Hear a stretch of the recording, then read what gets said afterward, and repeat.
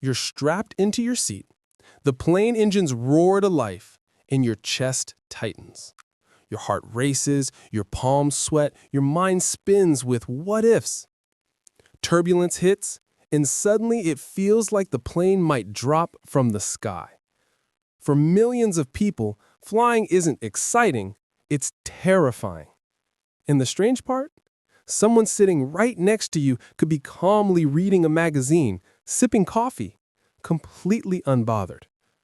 Why does this same airplane trip provoke panic in one person and utter calm in another? Today, we're diving deep into the psychology of aerophobia, the brain and body reactions behind flight anxiety, and why some people fear the skies while others feel nothing but exhilaration.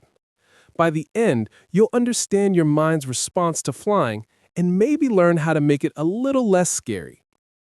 What happens in the body? When someone with flight anxiety boards a plane, the body goes into survival mode, even though there's no actual danger. The brain perceives a threat and triggers the fight or flight response. Adrenaline surges.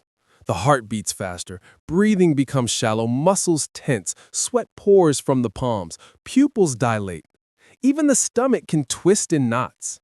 Essentially, the body thinks it's facing a life or death scenario at 30,000 feet. What's fascinating is that turbulence, which is almost always harmless, activates the same neural circuits that respond to a cliff edge or sudden drop. The amygdala, the brain's fear center, reacts as if you're in real danger. This leads to cortisol and adrenaline flooding your system, creating that fight or flight rush that can feel completely overwhelming. Why do some people fear flying? Not everyone reacts this way. Psychologist experts explain that past experiences, personality traits, and learned associations play a huge role. People who had a bumpy first flight, witnessed a scary incident, or grew up hearing stories about crashes are more likely to develop aerophobia. Genetics may also influence anxiety sensitivity. Some brains are wired to over-detect threat cues. Personality factors matter too. People who score high on neuroticism tend to experience stronger, more frequent anxiety responses. Others may have low tolerance for uncertainty. In planes, unpredictable turbulence, takeoffs, landings amplify that discomfort. Interestingly, cultural messaging affects fear too. Media sensationalism about plane crashes, horror stories, or even jokes about flying disasters embed subtle, subconscious anxieties that resurface in real flight situations. The first-person experience. Let's get personal. Imagine the plane door closes. Immediately, your mind runs scenarios. What if the engines fail? What if we hit a storm? What if I panic and everyone notices? The first 10 minutes after takeoff are the worst.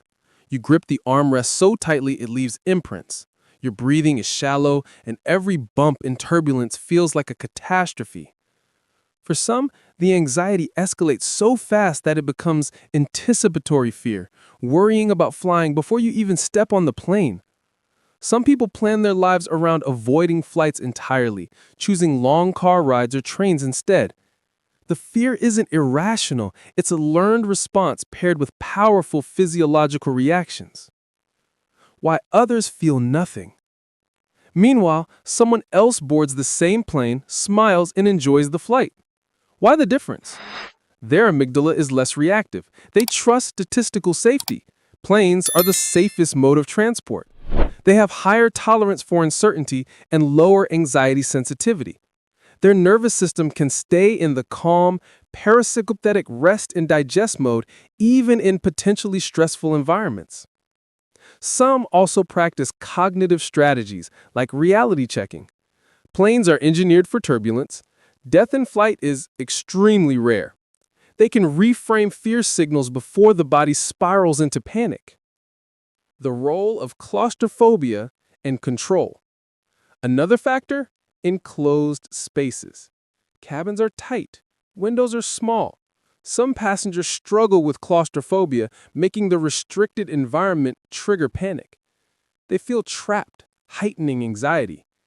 Combine that with lack of control, You can't stop the plane, change course, or walk off, and you get a perfect storm for fear. Experts note that flight anxiety is often about perceived danger rather than actual danger.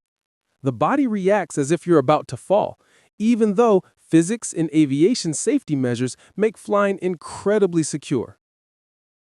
Treatments and strategies. The good news? Flying fear can be managed. Psychologists recommend several approaches.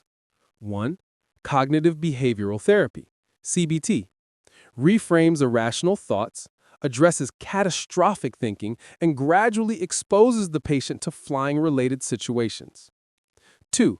Exposure therapy, starts with small steps, airport visits, short flights, simulation apps, before progressing to full flights. 3. Relaxation techniques, deep breathing, progressive muscle relaxation, and visualization calm the body's fight or flight response. 4. Medication. For extreme cases, short-term use of anti-anxiety medication or beta blockers can reduce physiological symptoms. Many frequent flyers combine these strategies, gradually retraining the amygdala and nervous system to respond appropriately to the low-risk environment of flight. Why some people panic more than others? So why do some people never seem to panic while others feel terror? Psychology research shows it's a combination of genetic factors, early life experiences, personality traits, and learned behaviors. Genetics. Some brains naturally produce stronger fear responses. Early experience. A single traumatic or scary flight in childhood can trigger lifelong anxiety. Coping skills. Those with strong emotional regulation cope better. Perception of risk.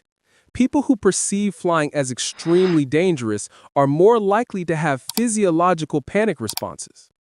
Essentially, it's not weakness, it's wiring. Your body reacts to perceived threats based on a lifetime of signals. The role of first-person stories.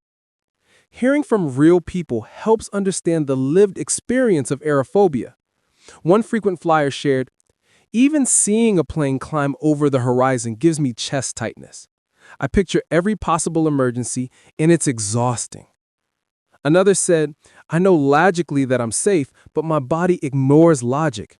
My hands shake, my stomach churns, my heart races. Flying feels impossible." These accounts show the gap between cognition and physiology. The mind knows flying is safe, but the body reacts as if it isn't. Statistics and reassurance. Despite the intensity of panic, it's important to remember that flying is extremely safe. Commercial aviation statistics show a 1 in 11 million chance of fatality per flight. Most turbulence, engine noises, and flight events are completely normal. Educating the anxious mind with these facts, combined with physiological regulation, helps bridge the gap between perceived and actual risk. Final tips to manage flight anxiety. Prepare mentally. Learn about planes, turbulence, and safety to reduce uncertainty. Practice relaxation, breathing, meditation, or guided ASMR-like sounds for in-flight calm. Gradual exposure. Start small, work up to longer flights. Consider professional help. CBT or exposure therapy can be transformative. Travel companion. Having someone supportive helps even for seasoned flyers. Remember, fear doesn't make you weak. It's a natural biological response. You can work with it, not against it. Flying can feel terrifying, but it doesn't have to control your life. With understanding, preparation, and practice, you can retrain your brain and body to see the sky not as a threat, but as a passage to adventure. Fear is natural. Panic is biological. But freedom, that's a choice. One flight at a time.